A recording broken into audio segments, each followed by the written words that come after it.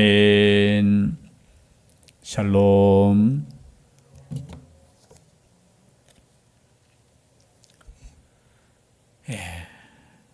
하나님의 은혜 가운데 또 3일 동안 지낸 줄 믿습니다. 모든 것이 은혜라는 것을 항상 우리는 잊지 말아야 됩니다. 우리의 신앙에 5가지 표어가 있죠. 오직 믿음, 오직 예수 그리스도, 오직 은혜, 오직 말씀, 오직 하나님께 영광. 이 5가지. 순서는 바뀌어도 상관없습니다. 오직 예수 그리스도, 오직 하나님께 영광, 오직 말씀, 오직 믿음, 오직 예수 그리스도. 우리는 이것을 잊어버리면 믿음에서 떠나게 돼요. 오늘 말씀도 보면은 어쩌면은 9장, 10장, 11장은 그러면 유대인들은 어떻게 되느냐? 사실은 사도 바울이 유대인이잖아요. 그리고 복음이 유대인으로부터 나왔잖아요. 그러면 유대인들은 버림을 받았는 것인가? 하나님께서 선택하신 민족인데 어떻게 되는 것인가? 고민이 된다는 거예요. 거기에 대해서 지금 말씀하고 있을 때 은혜 교리가 이제 나옵니다. 은혜로 유대인이든 그리고 유대인이 아니든 모든 구원은 은혜로부터 하나님의 선택하심과 하나님께서 구원하신 그 은혜로 말미암아 이루어진다는 것을 말씀하고 있다는 겁니다. 그런데 이것이 또 잘못되면 이렇게 생각할 수 있습니다. 하나님께서 선택해 주시고 하나님께서 은혜 주셔서 구원 만약에 받는다면 그럼 우리에게는 책임이 없지 않습니까? 하나님께서 구원시켜 주시고 또 하나님께서 전적으로 선택하시고 그러면은 우리가 뭐 잘못한 게 무엇이 있습니까? 또 삐딱하게 이렇게 이 은혜 교리를 이해하시는 분이 있어요. 오늘 말씀을 여러분 쭉 읽어보시면 우리가 그러면 아무것도 할 수 없는데 왜 하나님 우리에게 책임을 넘기시지? 잘못되면 이런 길로 갈 수 있다는 거죠. 은혜 교리는 그런 교리 아니에요.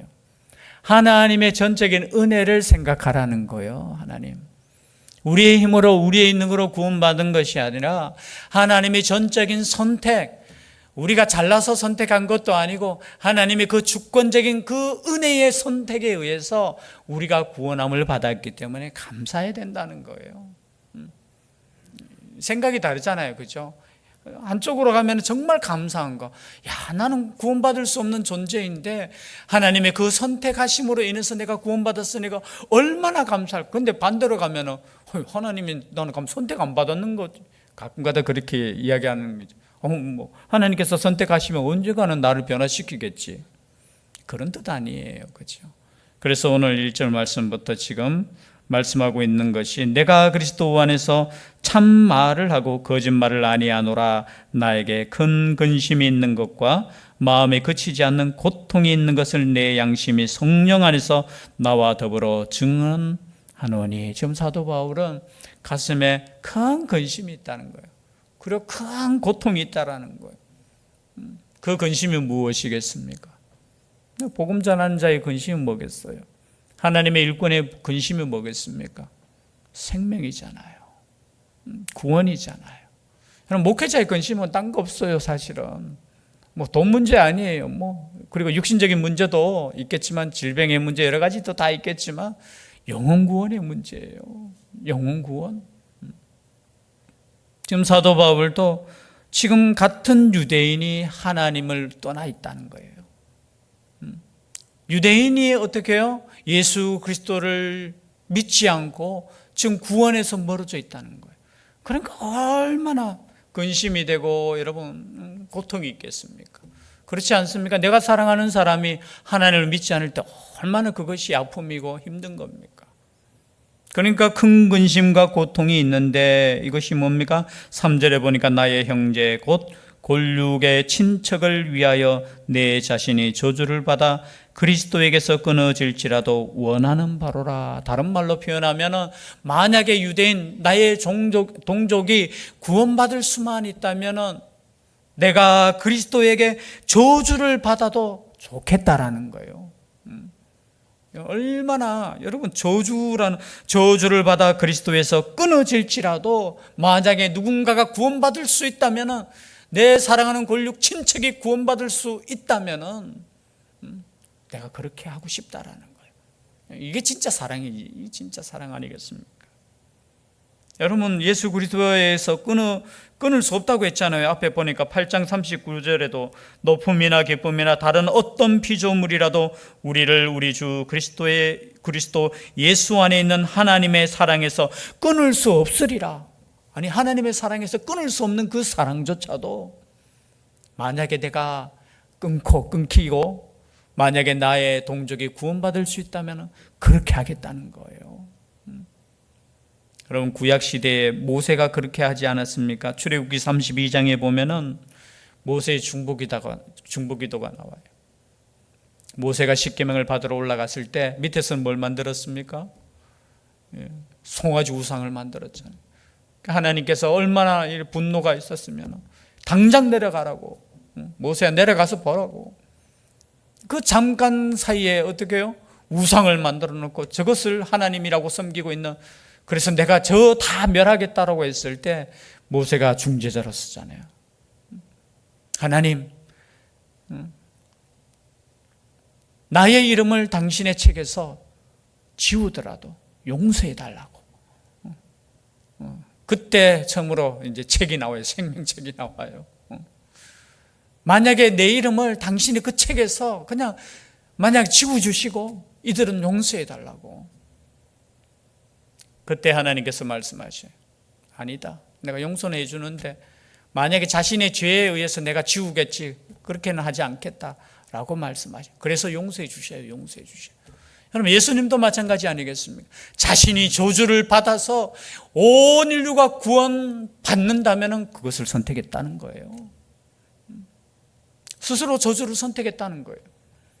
내가 저주를 받아 그 말씀을 생각하고 예수 그리스도의 그 죽음을 생각할 때 지금 사도 바울도 마찬가지나, 내가 혹시나 저주를 받아 죽을지라도 나의 동족이 구원받을 수만 있다면, 여러분, 그런 심정으로 우리는 기도하셔야 돼요. 그런 심정으로 우리는 이 땅 가운데 하나님을 여전히 믿지 않는 사람들을 위해 우리는 기도하셔야 돼요. 그 기도가 사실은 제일 중요하잖아요. 생명 살리는 것이 제일 중요하잖아요. 그런데 이들은 누굽니까? 그 동족이 바로 4절에 보니까 그들은 이스라엘 사람이라. 여기에 유대인이라고 표현하지 않아. 이스라엘 사람이라. 여러분, 뭔가 기억나게, 이스라엘이 누굽니까? 야곱이 이스라엘로 바뀌었잖아요. 그리고 그 이름이 그 민족을 하나님께서 선택한 민족이라는 거예요. 이 사람들이 그냥 이방인이 아니고 그냥 아무런 이름 없는 그런 민족이 아니고 하나님께 선택받은 이스라엘이라는 거예요. 그들에게는 양자됨과 영광과 언약들과 율법을 세우신 것과 예배와 약속들이 있고, 여러분, 이방인들에게 주어지지 않은 얼마나 복된 것이 이렇게 많았는데, 조상들도 그들의 것이요 육신으로 하면 그리스도가 그들에게서 나셨으니 그는 만물 위에 계셔서 세세의 찬양을 받으실 하나님이시니라. 아멘. 여러분, 얼마나 이 민족이 복을 받았느냐 하면은 어떻게 해요? 그리스도가 육신적으로 이 민족에서 났잖아요. 그 그리스도가 누굽니까? 하나님이시라는 거예요. 여러분, 여기서 예수님이 하나님이시라는 것을 분명하게 말씀하고 있어요. 초대교회 때 얼마나 예수님을 가지고 하나님이 아니다, 맞다. 그런데 오늘 말씀해 보십시오. 찬양을 받으실 하나님이시라. 그분이 누구예요? 예수 그리스도, 예수 그리스도. 그렇다면 이 유대인이, 그러면 이스라엘 사람들이 왜 지금은 구원을 받지 못한 상태입니까? 그러면 끝났습니까? 하나님의 선택에 있어서 그러면 실패입니까? 이렇게 말할 수 있잖아요. 그렇지 않습니까? 아니, 하나님께서 선택하셨으면 끝까지 구원시켜줘야지 왜 이들이 하나님께로부터 돌아섰습니까? 라고 질문할 수 있잖아요. 거기에 대한 말씀이 6절부터 나와요. 그러나 하나님의 말씀이 폐하여진 것 같지 않도다. 이스라엘에게서 난 그들이 다 이스라엘이 아니요 또한 아브라함의 씨가 다 그의 자녀가 아니라 오직 이삭으로부터 난 자라야 내 씨라 불리리라 하셨으니, 이 말씀들은 뭐냐? 이 말씀이에요. 이스라엘을 버린 게 아니라는 거예요. 구약시대부터 하나님의 그 계획하신 뭐냐면 남은 자가 구원받는다는 거예요. 남은 자. 뒤에 나옵니다. 뒤에 27절 한번 볼까요? 27절. 또 이사야가 이스라엘에 관하여 외치되 이스라엘 자손들의 수가 비록 바다의 모래 같을지라도 남은 자만 구원을 받으리니. 무슨 말씀이냐면 여전히 이스라엘 가운데는 남은 자가 있다라는 거예요. 우리가 생각할 때 이스라엘 민족이 다 버림을 받았는 것이 아니라 구원의 역사는 어떻게 해요? 선택받은 사람들이 구원의 역사가 이어진다는 거예요. 여러분, 이스마엘과 이삭 중에 누구가 선택을 받았어요? 다 아브라함의 아들이지만 누구예요? 이삭이잖아요. 그리고 그 뒤에 또 나옵니다. 이번에는 누구냐 하면은 리브가를 통해서 10절이죠. 그뿐 아니라 또한 리브가가 우리 조상 이삭 한 사람으로 말미암아 임신하였는데 그 자식들이 아직 나지도 아니하고 무슨 선이나 악을 행하지 아니한 때에 택하심을 따라 되는 하나님의 뜻이 행위로 말미암지 않고 오직 부르시는 이로 말미암아 서게 하려 하사. 이 말은 뭐냐? 조금 어렵죠. 아직까지 지금 야곱의 형이 누구예요? 에서가 나기도 전에 어떻게 해요? 하나님께서 선택해 주셨다는 거예요. 여러분, 지금 야곱이 뭔가 특별하게 어머니 뱃속에서 착한 일 해가지고 선택함을 받았는 게 아니라는 거예요. 하나님이 전적인 주권으로 야곱을 선택했다라는 거예요. 이것은 택하심을 따라 되는 것이라는 거예요. 행위로 되는 것이 아니라는 거예요. 그럼 하나님의 선택하심이 우리의 구원의 근거가 되는 것입니다. 여러분, 이 시간에 그거에 대해서 우리는 감사하셔야 돼요. 내가 선택함을 받았다는 것 자체. 내가 선택함을 받았기 때문에 내가 구원을 받는 것이지, 내가 어떻게 해요? 다른 사람들보다 더 착한 일 했고 더 의로운 일을 행했기 때문에 구원함을 받는 것이 아니라는 거예요. 아니라는 거. 13절에도 기록된 바 내가 야곱은 사랑하고 에서는 미워하였다 하심과 같으니라. 참, 이쯤 되면 이렇게 생각하잖아요. 아니, 그럼 에서는 뭐가 잘못입니까? 여러분, 하나님은 다 아시잖아요. 우리 인간 편에서 봤을 때 저 사람은 몰라요. 그러나 하나님은 시 공간을 초월하시는 분이에요. 다 아셔요. 자, 하나님의 입장에서는 그 선택하심에 대해서는 어떻게 해요? 실패가 없는 거예요. 불의가 없는 거예요. 14절에 보면은 그러면 이렇게 질문하겠죠. 그런즉 우리가 무슨 말을 하리요? 하나님께 불의가 있느냐? 그럴 수 없느니라는 거예요. 여러분, 완전하신 하나님은 불의가 없는 거예요. 우리 사람은 어떻게 보면 선택할 때 실수할 수 있어요. 잘못할 수 있어요. 그러나 하나님의 선택은 실패가 없고 실수도 없어요. 완전하셔요. 그렇기 때문에 하나님이셔요. 그리고 그분은 우리를 선택할 주권이 있는 거예요. 여기에 대해서 이렇게 생각할 수 있잖아요. 야, 하나님께서 그럴 수 있느냐? 에서는 잘못 없는데. 아니라는 거예요. 하나님의 선택하심에 대해서는 15절에 모세에게 이르시되 내가 긍휼히 여길 자를 긍휼히 여기고 불쌍히 여길 자를 불쌍히 여기리라 하셨으니 그런즉 원하는 자로 말미암음도 아니요 다른 박질하는 자로 말미암음도 아니요 오직 긍휼히 여기시는 하나님으로 말미암음이니라. 즉 말해서 우리의 구원은 다른 박질, 우리로 표현하면 그죠? 막 이겨서 되는 것도 아니라는 거예요. 오늘날 많은 사람들이 그죠? 남과 비교해가지고 이겨가지고 구원받는다고 아니에요. 그 구원은 하나님의 긍휼하심, 오늘 방금 읽었던 16절 뒤에 나오죠. 오직 긍휼히 여기시는 하나님으로 말미암음이니라. 긍휼히 여기시는 그 하나님의 그 크신 사랑, 그 크신 은혜, 그것으로 우리는 구원함을 받는다는 것이 은혜라는 거예요. 17절 말씀에도 똑같은 말씀이죠. 17절 성경이 바로에게 이르시되 내가 이 일을 위하여 너를 세웠으니 곧 너로 말미암아 내 능력을 보이고 내 이름이 온 땅에 전파되게 하려 함이라 하셨으니 그런즉 하나님께서 하고자 하시는 자를 긍휼히 여기시고 하고자 하시는 자를 완악하게 하시느니라. 그럼 성경을 처음 읽고 하나님의 은혜를 이해하지 못하는 분은 이 말씀 읽으면 하나님 너무하다, 이건 뭔가 잘못됐다라고 이야기할 거예요. 왜냐하면 하나님께서 하고자 하시는 자를 긍휼히 여기시고 하고자 하시는 자를 완악하게 하신다고 했으니까. 이 말을 잘못 이해하면 이렇게 생각할 수 있잖아요. 야, 나는 착하려고 하는데 하나님이 막 그죠? 나를 악하게 일부러 만드는 거야. 그 탓을 어떻게 해요? 하나님 탓으로 돌리는 거예요. 그럴 수 있습니까? 없습니까? 아니, 인간적으로 생각해 보면 그럴 수 있잖아요. 이 말씀을 읽어보면은, 야, 하나님께서, 야, 나는 착하려고 하는데, 그게 아니에요. 여기 긍휼히 여긴다는 것은 뭡니까? 다 악한 거예요. 여러분, 선택함을 받은 사람도 사실은 악해요. 그러나 하나님의 그 긍휼하심으로 인해서 그 죽은 사람들 가운데 구원하는 거예요. 이게 원래는 다 죽어야 돼. 여러분, 남들과 비교해가지고 나는 죽을 죄인이 아니고 저 사람은 죽을 죄인이니까 죽고 나는 그래도 착하니까 구원받는 것이 아니라 나도 원래 죽어야 돼요.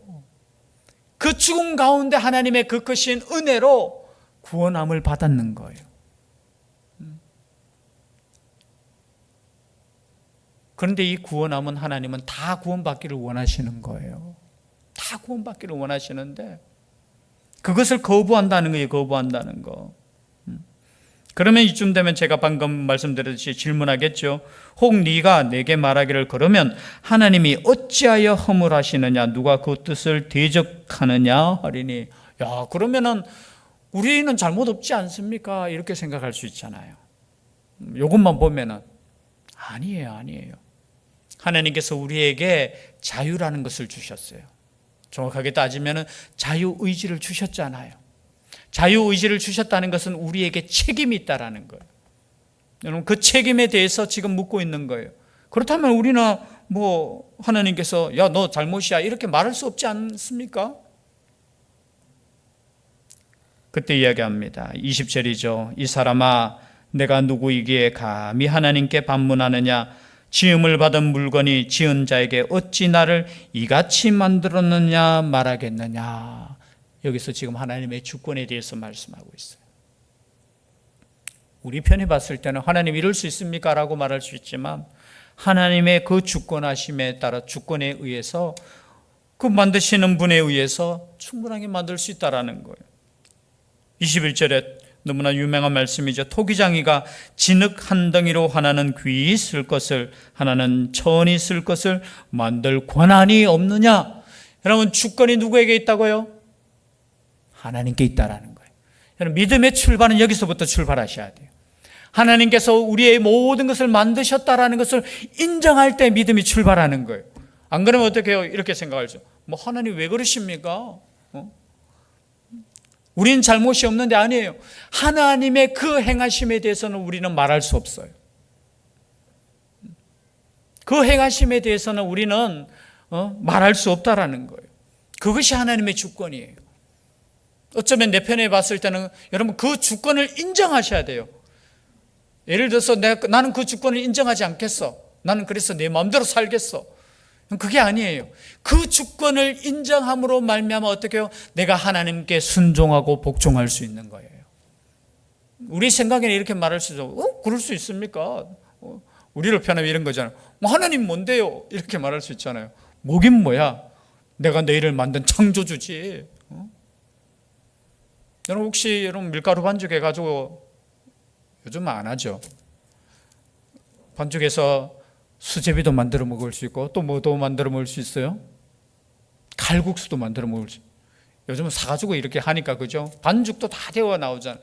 여러분 집에서 내가 그죠? 밀가루를 반죽해요. 반죽해가지고 요것을 뭘 만들어 먹자 하다가 저는 이제 수제비를 좋아하니까 수제비 해 먹어요. 저는. 이 밀가루가 그죠? 나는 수제비가 싫어요.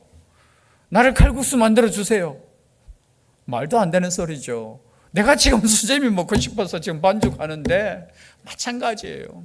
하나님의 주권이 이러한 주권이 있다는 여러분 그 주권을 인정할 수 있기를 바랍니다. 그 주권을 인정하지 않으면 내 마음대로 살아가게 돼요.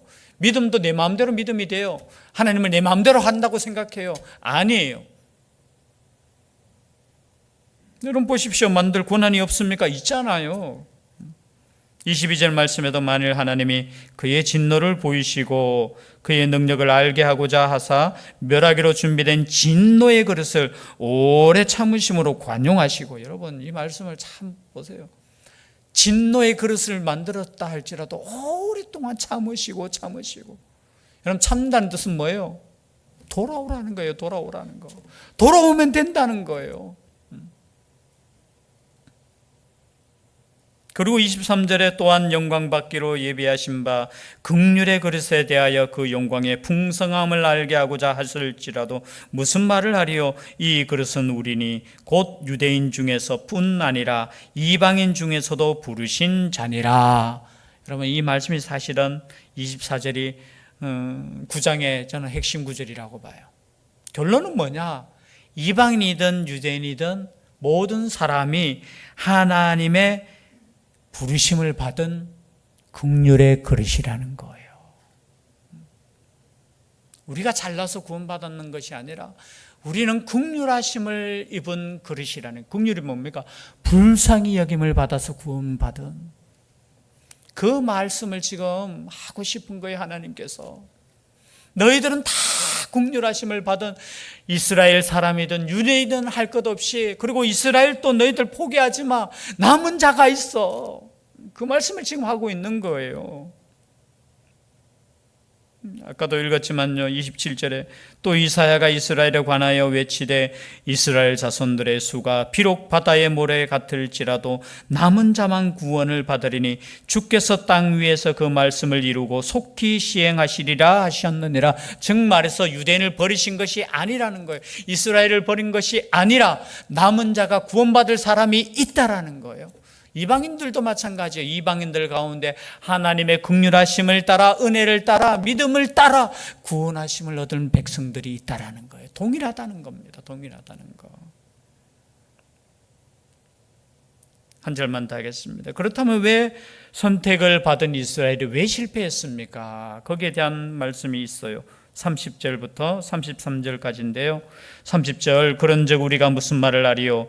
의를 따르지 아니한 이방인들이 의를 얻었으니 곧 믿음에서 난 의요, 의의 법을 따라간 이스라엘은 율법에 이르지 못하였으니 어찌 그러하냐? 이는 그들이 믿음을 의지하지 않고 행위를 의지함이라 부딪힐 돌에 부딪혔느니라. 왜 실패하느냐? 이스라엘의 실패의 이유는 믿음을 의지하지 않고 뭘 의지했다고요? 자신의 행위를 의지했다. 여러분, 열심을 내는 것도 중요한데 자신의 의를 이루기 위한 열심이면 실패하게 된다는 거예요. 여러분, 믿음에 난 의를 여러분 생각하셔야 돼요. 믿음. 왜 그들이 실패했느냐? 잘못된 우리로 표현하면 잘못된 열심. 잘못된 그 열심 때문에 오히려 예수 그리스도의 그 은혜를 거부하는 거예요. 나의 의를 이루고자 하다 보니까 결국은 하나님께서 이루신 예수 그리스도의 그 의를 어떻게 해요? 거부하는 거예요. 그래서 여러분, 믿음이라는 것은 다른 거 아니에요. 나의 의를 내려놓고 하나님의 의를 그대로 받아들이는 거예요. 이것이 뭡니까? 예수 그리스도를 영접하는 거예요. 예수 그리스도를 믿는 거예요. 내가 구원받기 위해서 막 노력하고 애쓰고 힘쓰는 것이 아니라 어떻게 해요? 예수 그리스도의 그 구원하심을 믿고 그 사랑에 감격해서 감사함으로 예배드리고 나아가는 거예요. 그래서 이스라엘이 실패한 것은 뭐냐? 그냥 열심이 없어서가 아니고요, 잘못된 열심에 빠져서 실패한 것이라는 것을 말씀하고 있습니다. 이 말씀을 통해서 우리는 지금 믿음 가운데 있느냐, 아니면 나의 행위에 있느냐, 우리 자신을 돌아봐야 돼요. 그래서 나는 변함없이 예수 그리스도의 그 의, 예수 그리스도의 그 은혜, 하나님의 그 크신 사랑, 그 은혜로 나는 구원받았다 고백하며 감사하며 겸손함으로 나아갈 수 있는 우리가 될 수 있기를 주의 이름으로 축복합니다. 기도드리겠습니다. 사랑의 하나님, 감사드립니다. 하나님의 은혜 가운데 저희들을 선택하여 주시고 믿음으로 구원받게 하시니 감사드립니다. 이 믿음에서 떨어지지 않게 하여 주시고 혹여나 잘못된 생각에 빠져 우리의 의를 주장하지 않게 하여 주시옵소서. 변함없는 하나님의 그 크신 은혜와 사랑에 감사하며 항상 하나님께 예배드리며 감사하며 나아갈 수 있는 우리의 삶이 되게 하여 주시옵소서. 함께하여 주실 줄 믿사옵고 예수님 이름으로 기도드립니다. 아멘.